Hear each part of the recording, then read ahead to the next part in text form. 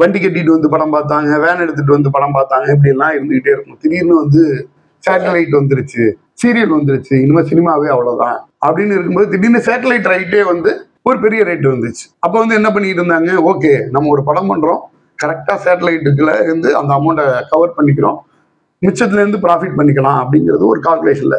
அப்புறம் என்ன ஆயிடுச்சுன்னா கொஞ்சம் கொஞ்சமா அந்த சேட்டலைட்டோட மோகம் வந்து குறைஞ்சிச்சு. ஏன்னா நான் ஒரு படம் பார்க்கும் பொழுது எனக்கு வந்து ஒவ்வொரு அரை மணி நேரத்துக்கு ஒரு தடவை பிரேக் ஆகிட்டு இருக்குது.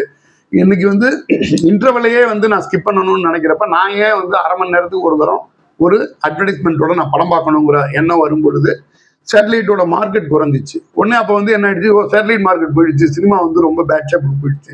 அப்படிங்கிறப்ப திடீர்னு ஓடிடி வந்துச்சு, திடீர்னு ஹிந்தியோட ரைட்ஸ் வந்துச்சு. ஸோ இது வந்து ஒரு பெரிய இண்டஸ்ட்ரி.